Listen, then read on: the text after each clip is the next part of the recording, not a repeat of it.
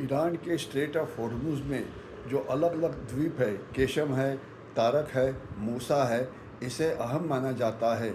इसका कारण ये है कि ये बेट जो है वो गल्फ़ ऑफ हॉर्मुज़ को काफ़ी हद तक कंट्रोल करते हैं। अगर अमेरिका यहाँ पे ग्राउंड ऑपरेशन करता है तो ये कितना कठिन होगा, इसका एक विश्लेषण।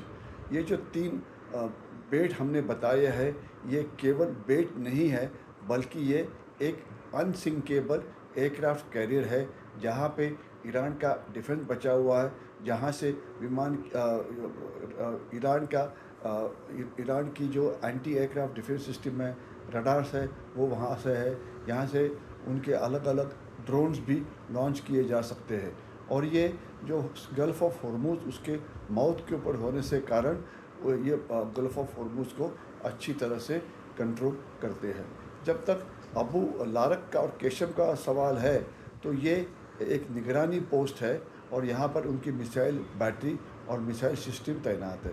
जब तक सवाल है अबू मूसा का, ये ईरान और यूएई के बीच में एक विवादास्पद बेट है, लेकिन अभी ईरान के कब्ज़े में है।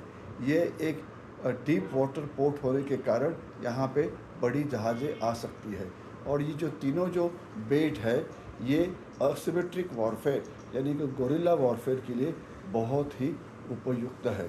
क्या इन द्वीपों को कैप्चर करने के लिए अमेरिका ग्राउंड ऑपरेशन लॉन्च करेगा? तो इसका मतलब यह है कि ईरान की जो नीति है कि वो खुल्लम खुल्ला समुद्र में आके लड़ाई नहीं करेंगे, वो जो शैलो वाटर्स है वहाँ पे लड़ाई करेंगे, अंडरग्राउंड जो ड्रोन्स है उनकी वजह से लड़ाई करेंगे, जो माइंस होती है जो समुद्र पे फ्लोट होती है उनसे लड़ाई करेंगे, गल्फ़ ऑफ हॉर्मुज़ को बंद करके उससे लड़ाई करेंगे। तो इस प्रकार की हालात में अमेरिकन ग्राउंड ट्रुप्स अगर वहाँ पे आते हैं तो उनके लिए ये एक जोखिम भरा अभियान है। और यहाँ पे इसके इन बेटों के ऊपर टनल्स भी भरी हुई है।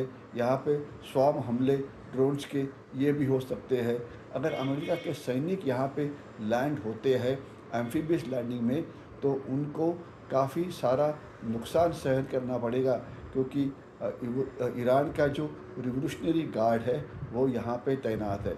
तो इस सब कारण के अंदर ये बेट और गल्फ़ ऑफ हॉर्मुज़ जो है वो ईरान के लिए एक शील्ड बना हुआ है या एक ढाल बनी हुई है, जिसके ऊपर से हमला करना काफ़ी डिफ़िकल्ट हो गया है अमेरिका के लिए।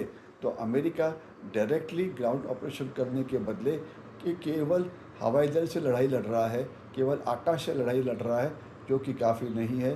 वो समुद्र में गश्त लगा रहा है, वो काफ़ी नहीं है। अमेरिका के जो जहाज़ है, एयरक्राफ्ट कैरियर वगैरह, वो यहाँ आना नहीं चाहते हैं। तो इस हालात में केवल आकाश से गश्त घाल के या पीजीएम्स या मिसाइल या ड्रोन्स लॉन्च करके ये लड़ाई आप जीत नहीं सकते हैं।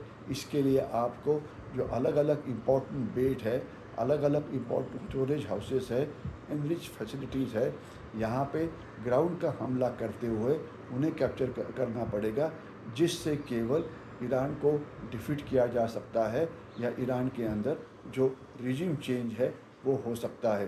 केवल हवा से मिसाइल फायर करने से रिजिम चेंज हो नहीं सकता है।